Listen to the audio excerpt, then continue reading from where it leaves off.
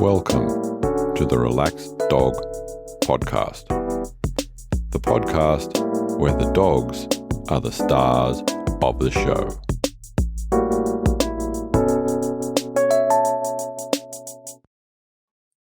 Welcome to episode 73 of the Relaxed Dog Podcast, sponsored by therelaxeddog.com.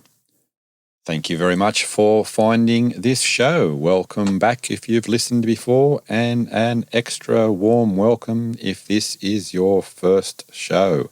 I am your host, Robert Ober, and I hope that you and your dog are well. My guest this week is Pete Wedderburn, and he is going to be talking about Kiko. But first, in some doggy news, being a police dog is tough enough, but if your name is Riggs, which fans of the Lethal Weapon movie franchise will understand, Riggs is a police dog in the Kenosha Police in Wisconsin, USA. He was called upon when the police were trying to apprehend a murder suspect. The murder suspect fled on foot with a firearm. Riggs went into pursuit and took down the suspect. In the process, Riggs was unfortunately shot in the head, but that didn't deter him from taking down the suspect, and the suspect was also shot in the abdomen and legs by police. Riggs and the suspect were then taken to separate hospitals. Both have since recovered. Riggs is undergoing a little bit of a rest for a couple of months to reassess if he is able to rejoin the force. Well done, Riggs. Moving north and into Canada, in Calgary, thieves stole a minivan in the early hours of the morning. What they didn't count on is inside the minivan was a black Labrador by the name of Buddy. Don't really know what happened at this stage, but they later on in that afternoon, the van was spotted, parked not too far away, and the good news is Buddy was still inside, so it seems as though the thieves had a bit of a soft spot for Buddy, and all ended well. And now, this week's interview. Welcome to the Relaxed Dog Podcast. I am here today with Pete Wedderburn. How are you? I'm very well, thank you very much. Yes, thank you for taking a little bit of time out and jumping on the show. It's my pleasure. So, whereabouts in the world are you? Well, I'm sitting in my office in a little town called Bray, B-R-A-Y, which is on the coast about 20 kilometres south of Dublin city centre in Ireland. So nice. It's on the east coast of Ireland. So we're basically, if you can imagine, Dublin's a big city. And then when you get to the edge of Dublin, there's kind of a small bunch of fields and so on. And then there's another town. And so we're the first town out of Dublin on the way south from the city. So that gives you a sense of where we are. Yeah, no, sounds very nice. And who are we going to talk about today? We're talking about my adored little Terrier, who is an 11-year-old dog called Kiko, K-I-K-O. Oh, very nice. Now, as per usual, I'm going to ask you to take us back in time to before you met Kiko and talk to us and tell us about the hows and whys that happened. So what happened was at that stage, we had another Terrier called Spot. Spot was very elderly. He was 14 at that stage. And we were very aware that he was slowing down a lot. And we knew that sometimes what really works for an older dog is to have some young life in the house. And so we decided that, we would be a little bit on the lookout for a puppy. And I've always been very aware of of the importance of choosing the right puppy. And it's quite a complex process. Because there is the logical side, where you look for a type of animal that suits you and so on. But there's also what I would call the heart side, which is that you can have a puppy that ticks all the boxes on paper, but there isn't chemistry between you. So we knew that we had to find not only the right kind of dog, but also it had to be the right individual dog. And that was a challenge. So what I've always done is kind of just feel like put it out there, I suppose mentally or whatever. Some people would say to the universe, if you know what I mean, mm-hmm. Just that we had space in our life for a young dog. So anyway, that was kind of where we started from. That was well before Kiko had even been conceived. But so then what happened was a good friend of ours, he had a female dog who was quite heavily pregnant, and he was going away, and he needed to have this little dog minded. And so we agreed to mind the little dog. And she was a small terrier, and we had her for about 2 weeks, and we kind of fell in love with her because she was just an adorable little creature.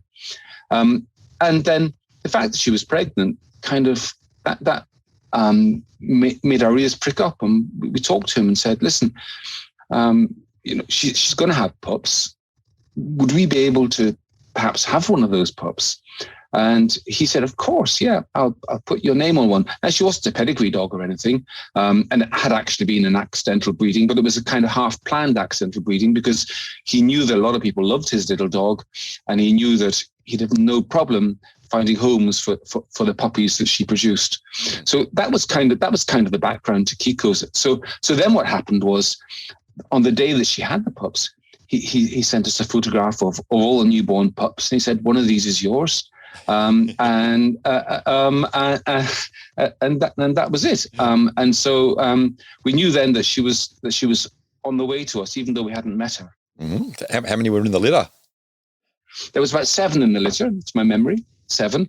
3 females and 4 males, and we wanted a female, so one of the females was ours. And then there was an incident happened around this time, which was that. This was 11 years ago. Now, at that stage, in Ireland, it was tradition that terrier puppies, had their tails docked, had their tails topped off. But I would have been always very against that because tail docking, there's no purpose to it. It's only cosmetic. It's only done because it's always been done. So I was campaigning at that stage to stop tail docking. And in fact, since then, it has become illegal in Ireland and it's not done anymore. Mm-hmm. But at that stage, it was tradition. So we'd said to our friend, look, whatever you do, you mustn't dock her tail. Because we knew that he to some extent was in circles where people who like terriers at that stage, it was the normal thing that somebody would dock those pups' tails. So we made it very clear to him we didn't want that to happen. But anyway, then what happened was I was out for dinner with my family, my wife, my 2 daughters. And at that stage, the younger daughter she just had her 11th birthday. So in our mind, to some extent, this puppy was arriving partly as a birthday surprise for her. And we just told her that. And so there was a little bit of celebration in our family. But so during this family meal, we got a phone call from our friend who had the puppy. And we said to him, look, just want to stress to you again that we don't want her tail docked. And he said, oh. And I said, what? And he said, well, the man visited today and I forgot. Oh. I'm so sorry, but her tail's gone. And I was really upset, but my daughter, my 11-year-old daughter, was devastated. And the family meal then ended in tears, and we all headed home feeling really very sad. But anyway, about half an hour later, the friend phoned me back, and he said, "Hi, Pete, how's it going?" And I said, "Look, I still can't believe that happened. And he said, what? I said, about her tail. He said, that? No, I was only joking. I was only winding you up. Of course I didn't take her tail off. Oh, no. So she has a fine long tail, and we were, unfortunately, the evening was a bit ruined, but otherwise it was a happy ending. So that was then of course she stayed with him till she was about because I'm a vet and vaccinations and so on are easier. We actually took her around 7 weeks of age, so she's been with us since she was really very young, she settled in very quickly, and she did indeed become a great companion to our older dog Spot. And the two of them he kind of reared her, if you like, before he eventually passed away about a year and a half later. Okay. And Kiko then became our main dog as such. Well, our only dog for a while anyway. And since then, she's been a very central part of our lives. Very much like they all are.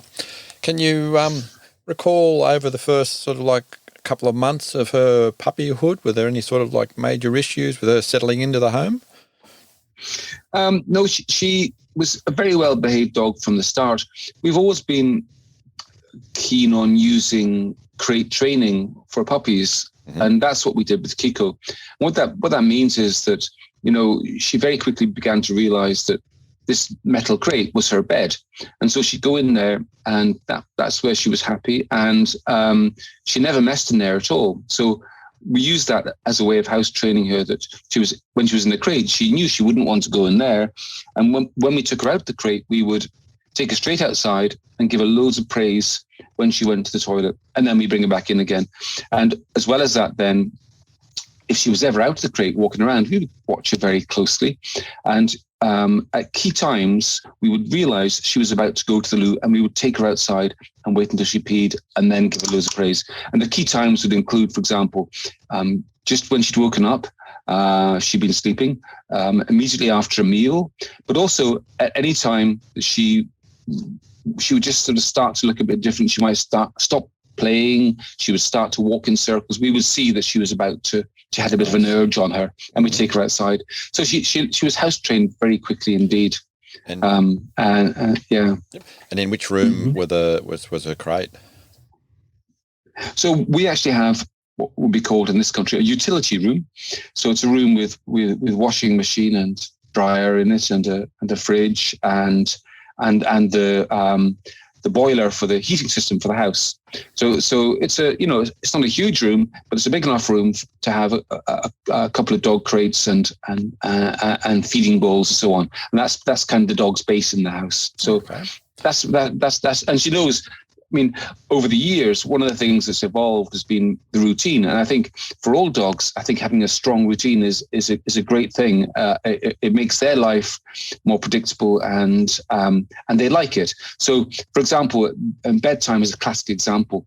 When it gets towards bedtime, the dogs go out for a final walk, and then they come in, and I would say time for bed. And Kiko would skip over and jump into her crate, waiting in her bed. And I would then say, good girl. And I'd say, brush your teeth. And when I say brush your teeth, I then give her a dental chew. Mm-hmm. And she loves the dental chew. So she'll take it, and she'll then kind of snuggle down into her bedding and chew the chew. And that I then shut the door, and that's her gone to bed for the night. So that's her routine. And she's done that since she was young. And it's part of her life. And she always sleeps right through the night. There's never been an issue like that. Oh, nice. Mm. So what would have been and does she still have the same sort of favourite games and things to play like that? Yeah, her play behaviour is interesting in that generally she's not really a player, if you like. She doesn't really do many games or those kind of things. But the one thing that she absolutely loves is squeaky toys. Mm-hmm. She becomes obsessed with them. So what that means is now and again, we come across a really good, sturdy, squeaky toy, and we let Kiko play with it. And the only problem is that she is so obsessed with it, and her obsession has one goal, and that is to stop the thing squeaking, to find the squeak and disembowel it and kill it. So she'll literally spend hours with this squeaky toy until with nearly every toy, she has eventually managed to disembowel it, get the squeak, and stop it squeaking. There is one, the current toy that we have has actually worked so well that she doesn't do that anymore. It's actually a very clever one, because what it does is it has a slightly intermittent squeak. In other words, she'll chew it sometimes and it doesn't make much of a squeak, but then she'll get the right spot and it'll squeak away. But then it kind of goes again, and it's made of very tough material. So it's not been possible for her up to now to actually tear the fabric. And so that actually has been the best ever toy that we've had for her, and that works really well. Oh, nice. So you mentioned walks. What's your local walk sort of like? Oh, and I'll just say again, there's one bad thing about the squeaky toy before we go on to the walks. Yeah. The corollary of that is that Kiko also loves anything that squeaks. And so, unfortunately, over the years, we've had some tragedies with squeaks. And the first one of those was one of our pet rabbits, unfortunately, that had escaped and was free-ranging, and Kiko found her.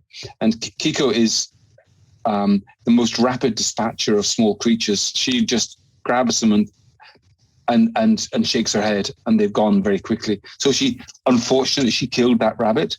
And equally unfortunately, over the years, we keep hens out in our backyard, and they're in a separate section. They're always fenced off, and we're very, very careful with them. But in the recent years, there have been 2 incidents when Kiko has, on one instance, she managed to get through the barriers.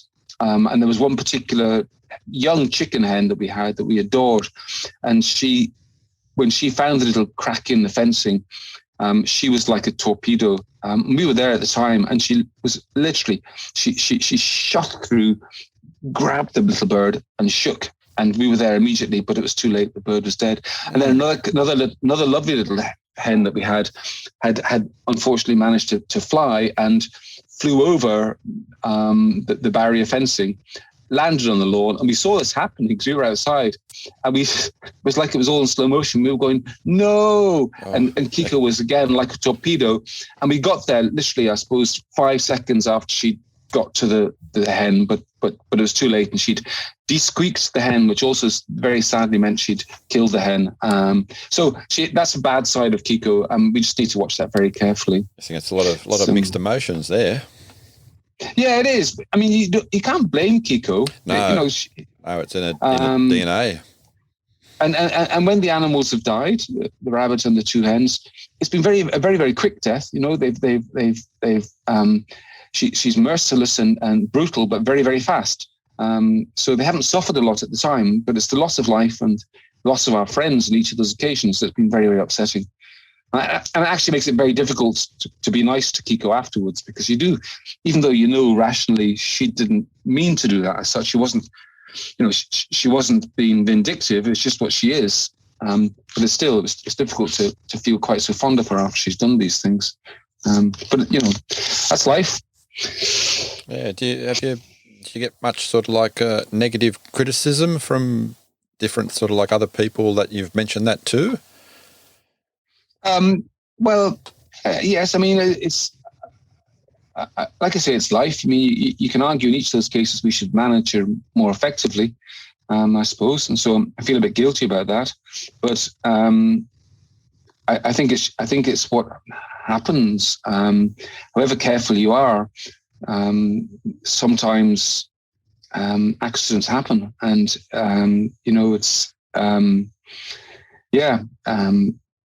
it's just part of the challenge of having animals living together. You have to do your best to manage their relationships, and sometimes the management isn't, it doesn't go as smoothly as you'd like it to go. Yep. And life is very vulnerable and fragile. Yes.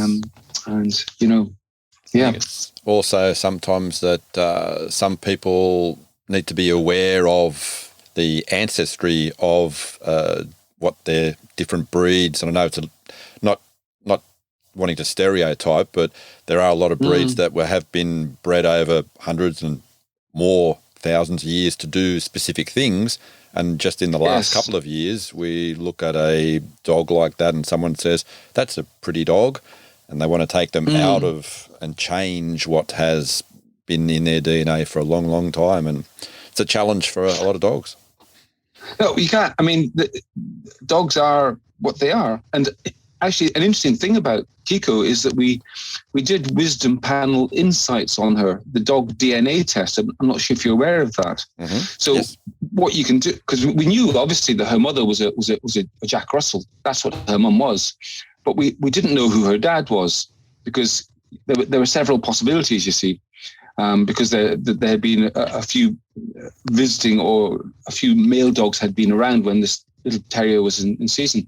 So what we did is we did this mouth swab, where we put a swab into her mouth and send it off to the laboratory. And what they did is they analysed her DNA, and they sent us a report telling us what her genetic background was. So that report is split up into significant, intermediate, and minor. So on the one side, obviously, the most significant finding was that there was a Jack Russell Terrier. That was 50% of her genes. That was absolutely clear. The other side was more fuzzy, and there were several possibilities. The best guess is that there was a dachshund male dog that she'd been mingling with, and it didn't come out as being the number one, but it came out as being, amongst the mix there. It was the strongest possibility. So that's what we reckon she was. So both of those little dogs, Jack Russells and Dachshunds, they're designed as little hunters. Absolutely. They're designed. They were bred originally to hunt squeaky things and kill them, whether they be rats or mice or whatever. So this is what is in her brain. This is what she's been. Her ancestors were good at this. So, all we can do is fulfill her needs as best we can by giving her squeaky toys that she enjoys. So her brain has those boxes ticked. So if you can imagine a little dog having a sense of fulfillment, for Kiko, that sense of fulfillment will mean chasing and catching squeaky things and conquering them. And that makes Kiko feel she's achieved her mission in life. So so it's an important part of having a dog is you make sure that they do get to fulfill their behavioral needs. And for her, that's that. And we just try to keep the rest of our pets safe. And look, I mean, she's always we have, over the years, we've had guinea pigs, rabbits, hens, ducks, all sorts of creatures running around the place. And over that time, there's been 3 incidents. So, that's over 11 years. It's not too bad. And we're, good. Since we're on the other species, what about interactions with larger sort of animals, particularly? Yes. Well, we have, after Kiko, when Kiko was 3 or 4 years old, and our other dog Spot had passed away, we ended up taking another dog called Finzi, who is a kind of like a big Labrador cross, kind of lurcher type dog. Anyway, so Kiko has always been a little bit intimidated by big dogs, and I understand that, because she's very little. She probably weighs 5 kilograms, so she's a small terrier. So a 30-kilogram Labrador is 6 times as big as her. If you can imagine coming up against a creature, if you like, that's 6 times bigger than you. So let's say you might weigh 10 stone. So now there's a 60-stone creature coming up to you. It's pretty intimidating, isn't it? Yes, absolutely. So Kiko has a history of being a little bit anxious around such big creatures. But what she tends to do, which a lot of little dogs tend to do, is she reacts out of, she has a little bit of fear-based aggression. And what I mean by that is that she'll move away, but then she'll rush up and yap, yap, yap, yap, yap, yap, and then move away again. Sometimes it's been unfortunate when she's been like that out on walks, because, you know, most big dogs are fairly chilled, but once in a while, a big dog will get annoyed with her doing that and will get a bit aggressive back. And it's been difficult. And actually we learned a bit of a trick to deal with that, which was that when she's been better and worse at different stages. And at one time she was getting a bit worse. And what we did then is we engaged her with a local doggy daycare. And they took her in 2 days a week. And she then spent time with other dogs, including a bunch of smaller dogs, but also some bigger dogs. And what we found was that once she was spending calm, playful time with other big dogs, then she became much more relaxed about big dogs that she met when she was out and about. And so that was a way of, if you like, socializing her and habituating her to these larger animals, so that she then, I suppose, learned, look, these aren't things to be frightened of. These bigger animals are okay. And so over the years, from time to time, if she has got a little bit more edgy with bigger dogs, we've taken her back to the doggy daycare. And again, you know, within a few weeks, she's got calmer with them. Mm-hmm. So we've learned, if you like, to understand her issues around those, and we found this way of dealing with them. Okay. Yep. So going back to just around the local area and walks, what is that what sort of terrain and what sort of things does she sort of like enjoy going out around there? So I guess we've got two main walking areas that we've used over the years. The first one is a big public park, and it's what we like about it is it's well lit. It's got tarmac paths, yet there's lots of greenery and woodland, and there's even a dog park there. So we've learned that it's a great place to safe place to walk, and it's a bit social. So we meet other people, and Kiko gets to meet other dogs. And for years that was our main walking place.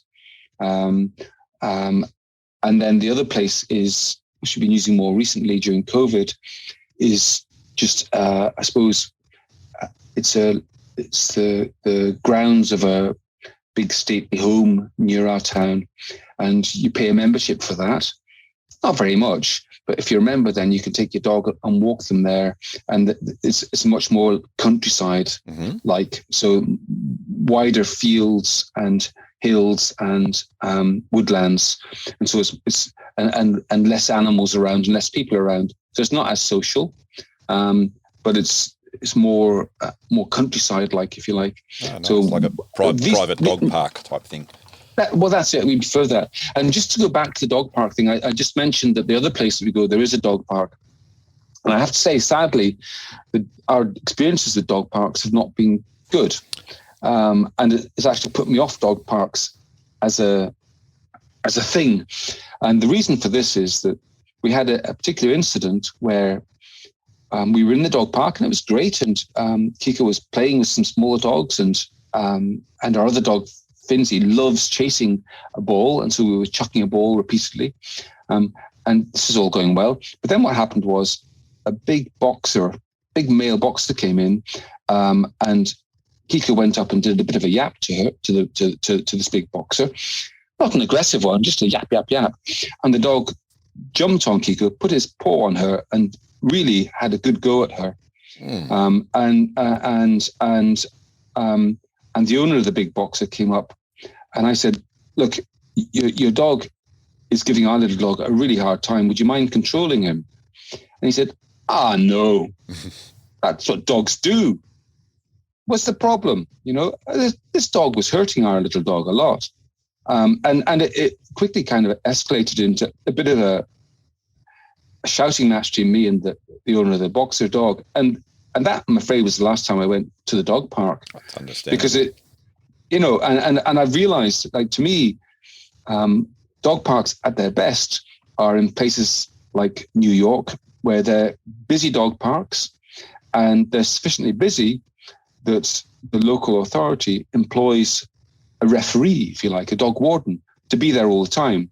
So that if incidents happen, such as happened with Kiko and this boxer, that, somebody would step in and say, look, mister, you can't let your dog attack other dogs. You have to control your dog. And there would be some discipline then applied. And that's the only way I think that dog parks can work well. Otherwise, it's too easy for them to be dominated by difficult dogs.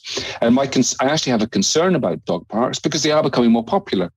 My concern about dog parks is they can lead to what you might call ghettoization of dogs. In other words, if there's a dog park, then that gives people who don't like dogs the excuse to say, get your dogs out of everywhere else, get them out of the public park. You can no longer walk your dog in the public park. You have to go to the dog park.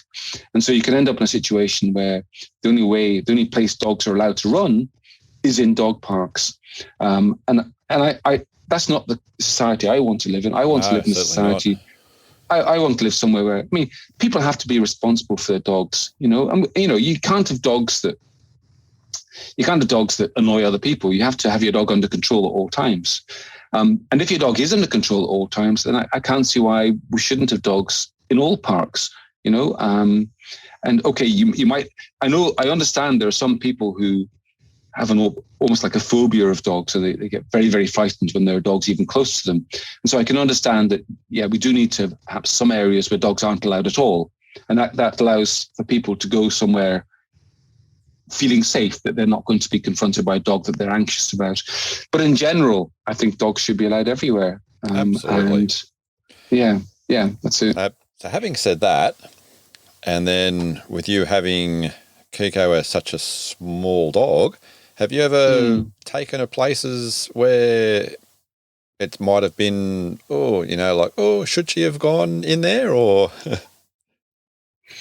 Well, nothing that's going to incriminate you. No, Kiko actually comes everywhere with me, and as it turned out, like I do in Ireland, I do television regularly. I used to do a weekly breakfast TV spot, and Kiko always comes with me. And she's the best television dog, the best media dog you can imagine, partly because she's very good natured, partly because she's small. And so you can carry her in one hand, what under your arm very easily. Mm-hmm. And she's very good natured.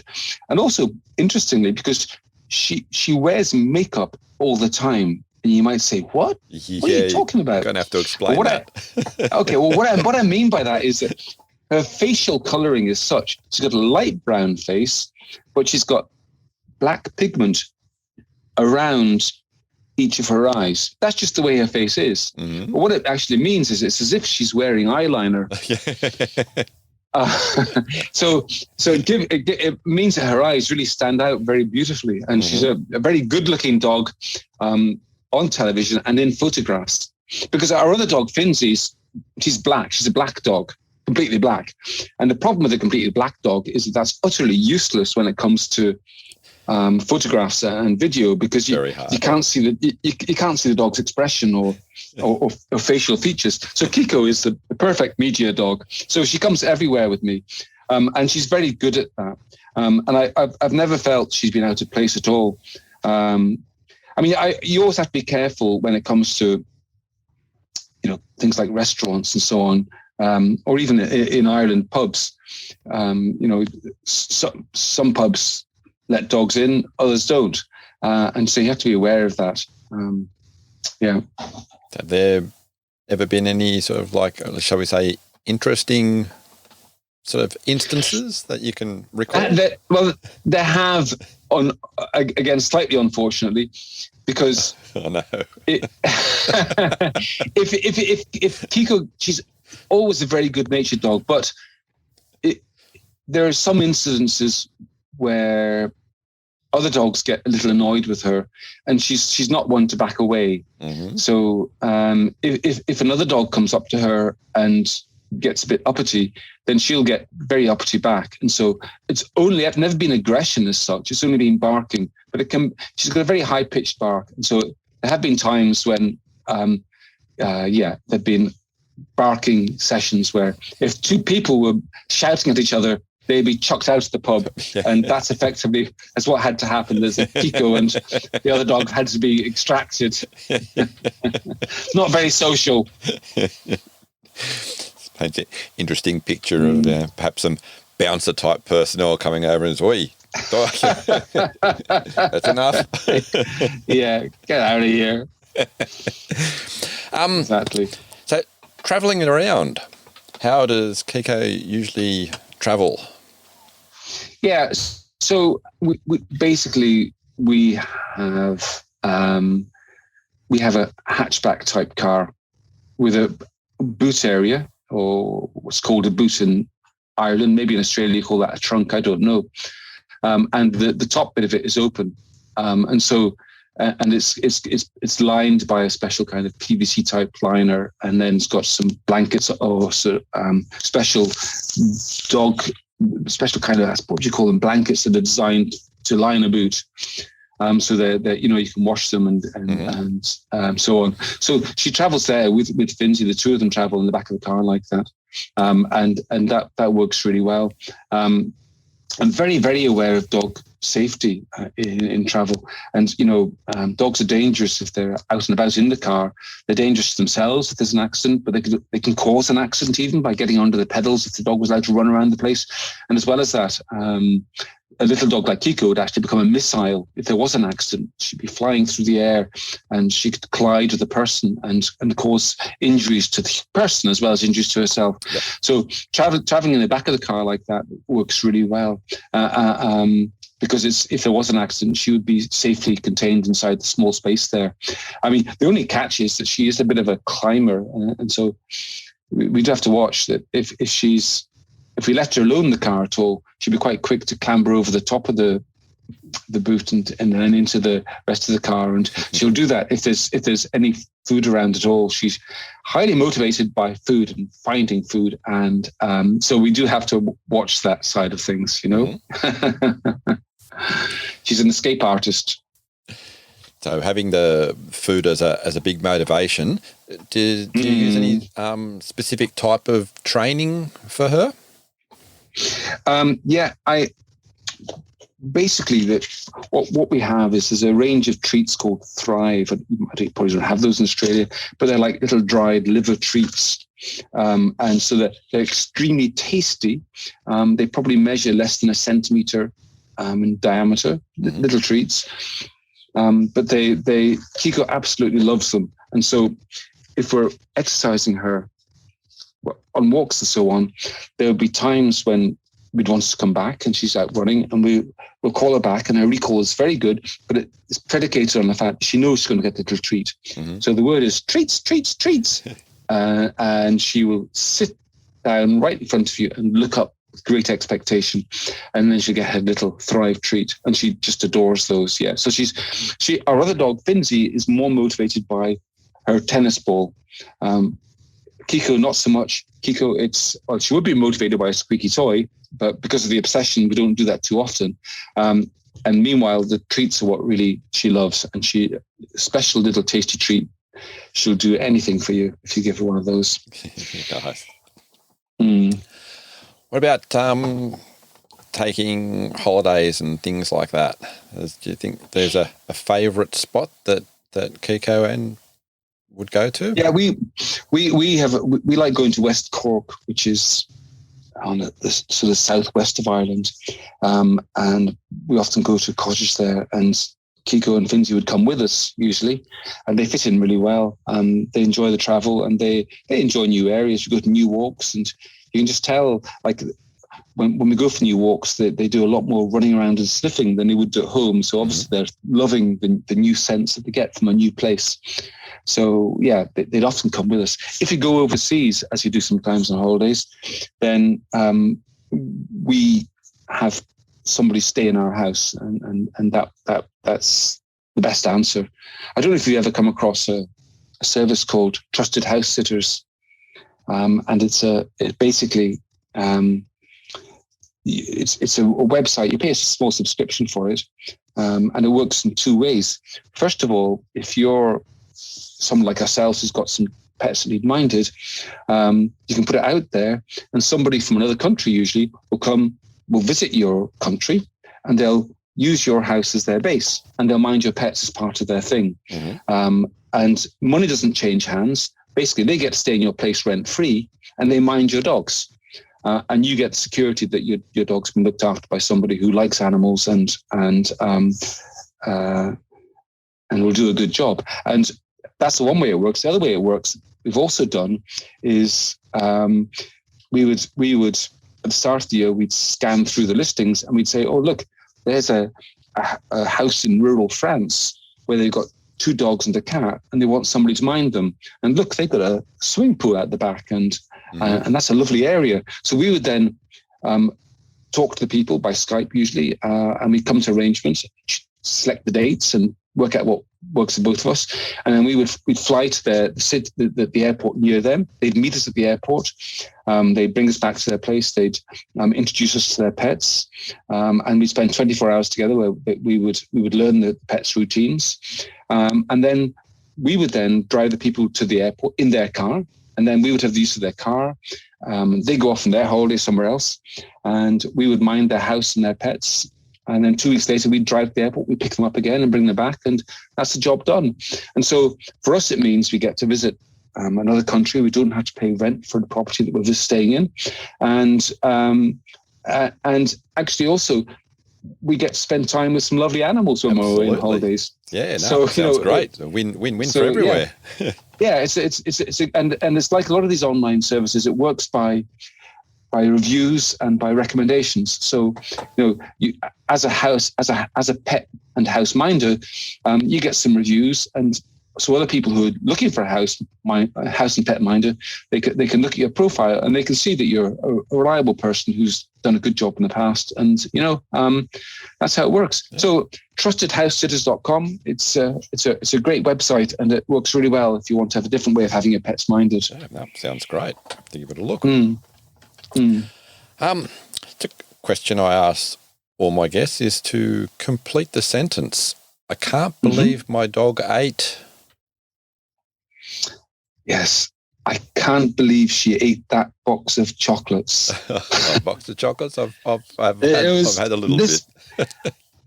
This was incredible. So what happened was, it was towards Christmas time. Somebody had given us a Christmas present. There was a box of chocolates, and it was gift wrapped with a ribbon, and it was in the middle of the kitchen table. And Kiko, she moseys around the house, the kitchen, the living area, whatever. And she was alone in the kitchen, probably for no more than half an hour. And then I came in, and what she'd done is she'd jumped up onto the table, which she never does. And she had to negotiate her way up there, actually, onto a small stool, then onto a chair, then onto the table. She'd grabbed the box of chocolates. She'd torn off all the wrapping.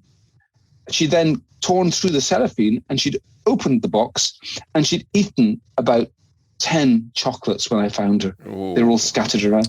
Now, she'd never done anything like that before, but she obviously got the scent of the chocolate, and she'd decided that she was going to have that. So this was very serious, because of course it was annoying, because they were nice chocolates, and she was eating our nice chocolates, but it's also very dangerous. As you know, chocolates are they can kill dogs. Yeah, especially for a little dog. That's it, exactly. Yeah, 5 kilograms. It doesn't take many chocolates. So I had to then, I had to take her to the clinic and give her an injection to cause her to vomit, to empty her stomach. And she did. She regurgitated all of the chocolates, and so she didn't need any more treatment than that. But I absolutely could not believe that she'd done that, because you would have thought that it would have been safe. But since then, we realised that all chocolate has to be kept way out of reach of Kiko, because otherwise she would do it again. She obviously has tasted chocolate and realizes that she loves the taste, and she'll do anything to get it if she possibly can. So you mentioned taking it to the clinic. For those people that don't know you and your profession. Yes, yeah, I'm a vet. I'm a vet. I'm a small animal. I'm a companion animal vet. And I have a vet clinic with we have 6 vets in our clinic. And I work part-time there these days because I also work in the media. I do television and radio and writing, and I have a new website which is called petfix.com, which is about giving people advice about pets online. I think that for me, the standard search engines don't give people the best answers when they have pet health issues. I know everybody tends to just type into the search engine, blah, blah, blah, what's going on with their pets. But I know that the places they get taken when they do that aren't always, in fact, often aren't the best advice. Are you questioning Dr. Google? Petfix.com has been set up. Absolutely. I'm afraid so. Because, listen, I know. I'll give you an example. If your dog has a ruptured cruciate ligaments, and you put that into Google, you'll get taken to websites which tell you have to have this operation, that operation, whatever. And what you'll not learn, which is very important, is that if your dog weighs less than 15 kilograms, then there's a very high chance that your dog will get completely better with just rest and time. Mm-hmm. And you won't get that advice because what happens is with Google is that websites that I suppose that search engine optimize their content go up to the top of the rankings. And with that, and there's no motivation to anybody to send the message, rest your dog and things will get better with time. People aren't, there's no motivation for anybody to highlight that message. Whereas if you have a situation where you're providing services that fix dogs' legs surgically, well, you are going to do everything possible to put those websites up the rankings. So what that means is that websites with some sort of, if you like, agenda are high ranking, whereas perhaps other very genuine, good information websites are way down the ranking. And that means that makes it difficult for people to find good information. So now I'm not saying, by the way, that all dogs that are less than 15 kilograms should be rested. It's much more subtle than that. There are some dogs that do need to have surgery. But nonetheless, the point is that accurate and specific information can be very, very hard to find through search engines. Yep. And that's why, so petfix.com has been set up to provide trusted information for people online. And my aim is to provide good quality information about pets for everybody, everywhere, all the time. And that's the great thing about the internet. So, for example, I would often give people advice in little houses in Bangladesh where they have a sick cat and there's absolutely no vet around at all, but they've got their mobile phone and they can contact me via the internet. And I've done that. There was a horse, believe it or not, on an island near Fiji that had a bad injury. And again, they had no access to a vet at all, but they could talk to me. So, the internet is amazing when it comes to crossing distances, but it's also amazing even just, within short distances as a way of sharing information. Absolutely. And so that's really what I'm about, is sharing as much good information as possible with as many people as possible. And traditionally, I would have done that through newspapers, radio, television, but now it's possible to do it via the internet and to reach even more people. With a lot of issues happen around pets because of ignorance, and ignorance always sounds, I don't know, it sounds like it's accusing people of being stupid or something. I don't mean that at all. A lot of people, when I say a lot of people are ignorant, I simply mean they just don't know. They just don't know. Absolutely. They just don't know. And so, I try to help people know. And that's what my mission in life is, to help people know more about pets so that they can help the animals have better lives. That's what it's all about for me. Yep. Sounds good to me. So just going back to Kiko and general health, apart from the chocolate incident, has she had much? Have you had much other cause to treat her for anything else? No, well, she has her regular health checks, and that's easy because I'm a vet and I live with her. And I make sure her vaccines are up to date, and I make sure her parasite control is up to date. She's never had any health issues. Her teeth are really healthy and clean, and that's because she has a daily dental chew. It really does keep them that way. Now that she's got older, she has a couple of small lumps on her, which, not very big lumps. They would be, I suppose, the size of a thumbnail, maybe twice the size of a thumbnail, if you imagine. And when dogs get those lumps, the standard thing to do is to investigate them with a technique known as a fine needle aspirate. I'm not sure if you've come across that, have you? Fine needle aspirate? Yeah. So basically, the vet pushes the needle into the lump, squirts the content of the needle hub onto a microscope slide, and looks at it under the microscope. So I know that these lumps on Kiko are just what's called lipomas, which are benign fatty lumps. Fatty lumps, yep. So there's nothing to worry about. Oh, so no, other than those things, Kiko's had a healthy little life and hasn't had any issues. Would you say she has any interesting, unique habits? Yeah, she has her single annoying habit is that when you pick her up and hold her in your arms, which I like to do, she just loves licking people's faces. She loves doing that. And I'm not particularly against that now and again, but the thing is she's persistent. So it's very hard to hold her close to you in your arms without her trying to lick your lips. And I just wish she wouldn't do that, you know? Mm-hmm. It's pretty benign, really, though. What about things like grooming? She doesn't need groomed because she's a very short, very fine-haired dog. Mm-hmm. So she never needs. I wash her now and again, only if she kind of gets really mucky in something. But that I have to say, almost never. Maybe once a year, if that. Okay. How is she with the water? She's grand. Yeah, she's fine. She's always been a very, very biddable dog, and if she doesn't like something, she just wriggles and tries to run away. But once she realizes she can't get away, then she just stays calm and looks at you with her beseeching brown eyes, saying, "Please get this over quickly," and that's it, you know. So she's always been very, very easy in that way. Mm-hmm. What about water outside, as in fresh water or beach, things like that? She's not a swimmer, no, and she's not a puddle roller. Our other dog, Finzi, is. Finzi loves water. She will seek out water and plunge into it and lie in it and revel in it.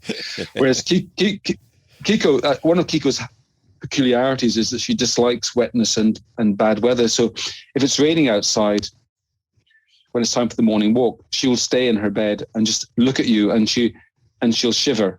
And you know that she's not. You know that it's actually a put-on shiver. What she's just saying to you with her body language is, "I don't want to go outside today." Yeah. She just doesn't like. And I feel sorry for her because she's a little dog. In fact, we have a coat for her in bad weather. She has a little coat that she puts on, and that does help. So when it's bad weather, you put the little coat on her, and once that's on her, she's happier to go outside. So she kind of, she's not stupid, and she knows that cold weather and wet weather is unpleasant for her. Mm-hmm. And when she's wearing a little coat, it's not so unpleasant because she's protected from it. So that's the routine. If you, off the top of your head, had to pick, say, a time that you felt the happiest, that it was just like a you and her moment, does anything come immediately to mind?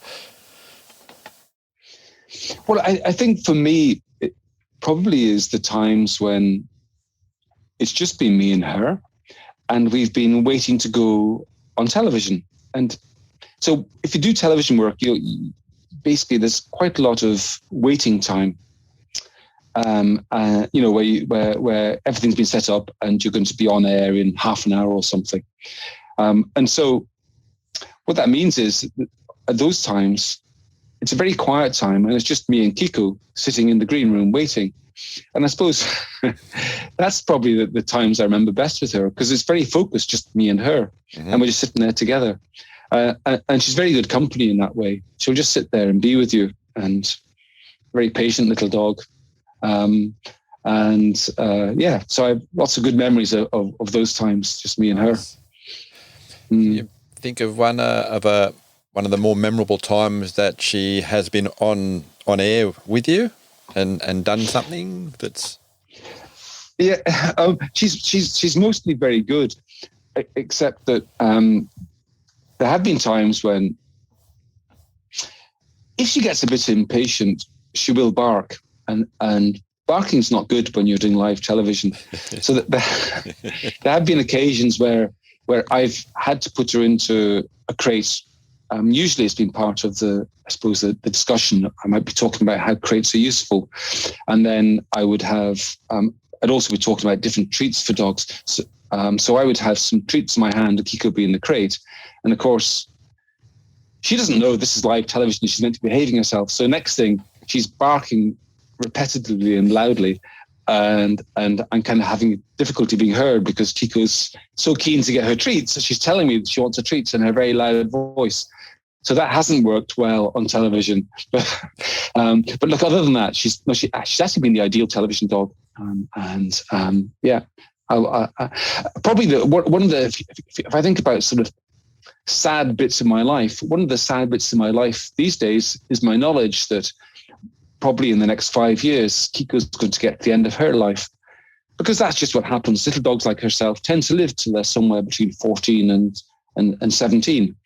And so I know that I'm going to lose her at some stage in the next 5 years. And that's just a latent sadness that sits there, because I'll miss her so much when she goes. Mm-hmm. Yep, I can very much relate to that too. Yeah. It has been a very enjoyable conversation. Kiko is definitely a character. She is. Yeah. So, great little dog. Anything else that's sort of coming to mind that you'd like to share about her? Yeah, I've got something. Look here. I'll just show you this.